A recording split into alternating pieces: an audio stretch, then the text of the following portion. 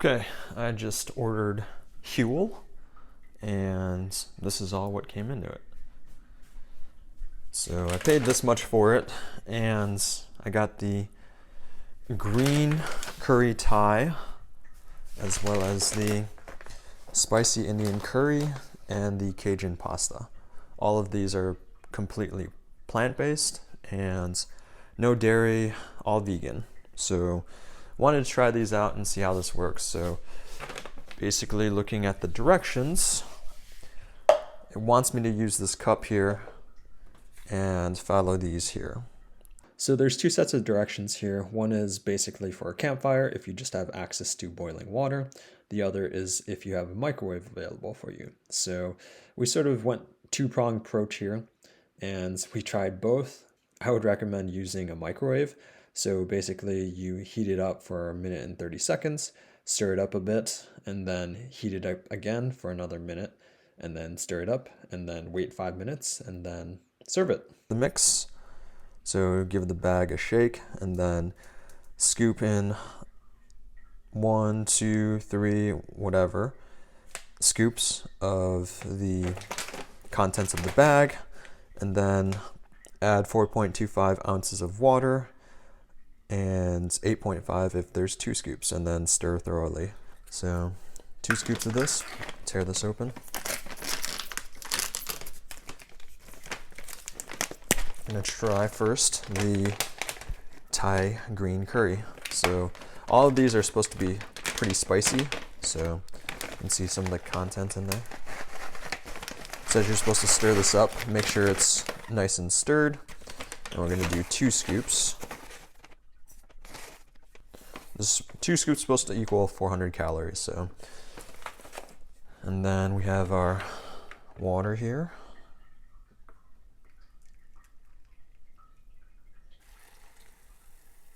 One and 2.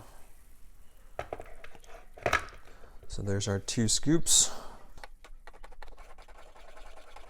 Because it just said add water. Well, I added it boiled already, so I don't really know how this is gonna work. It says full pot, like if you just put in cold water for 1:30 and recover it, that should be fine. So how did this say it? Because this one says boil water. So there's another set of rules. This looks interesting. It doesn't really look like a green curry at all. In fact, it's very much not green. It's a little bit soupy, but curry is pretty soupy, so yeah, let's give this a try and see how it is.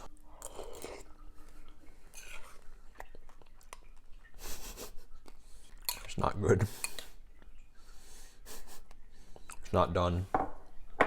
So I think it didn't have enough water, and I didn't mix the bag up well enough. First time try, huge fail. And then we'll warm this up for a minute and see how it works. Okay, so that's a minute in the microwave.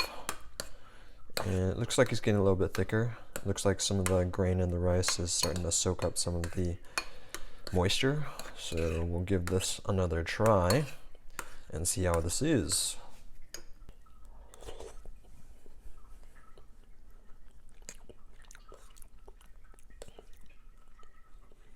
Nope, does not taste good at all. So, hot savory rice and quinoa meal is really not good. It tastes like rice and quinoa, basically, that's all. I don't really know what I was expecting. It says it's like medium hot. There's like no flavor at all. So maybe I'll try it again with the right mix of like the quinoa and the with the right mix and with the quinoa and the powder that's included. But yeah, I mean I imagine like how it was mixed shouldn't have been that bad. I just don't know. I guess I'll try it again and see if it's any good with the right mixture, I guess. But yeah, until then, if you're looking for a good meal, probably don't get this. Okay, so today we are testing out a mixture of the spicy Indian curry with the Thai curry from Huel. And the reason why I've mixed them is because, as you've probably seen, that I tried the Thai curry and it didn't really taste like anything.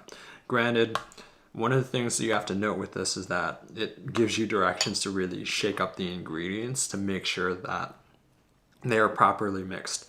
And I wasn't thinking too much of this, so it's also possible that I just grabbed too much of the actual rice and quinoa versus the curry powder, so that could have also been the issue as well. But I did another mixture of it and still it tasted pretty bland. So what I thought would make sense, because the spicy Indian curry is a little bit more flavorful, that maybe I mix the two and it just ends up being a nice medium.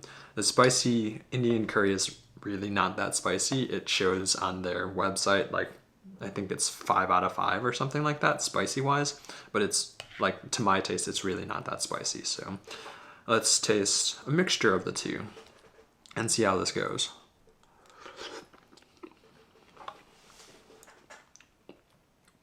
So I get more of the Indian, or the spicy Indian curry as a first taste, which is interesting because the Thai curry doesn't really taste like anything.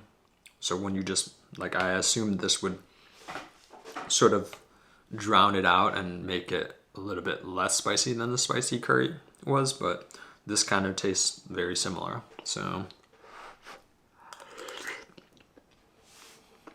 yeah, it's much better than it was before. So that's an okay mix. I would not just get the Thai curry though.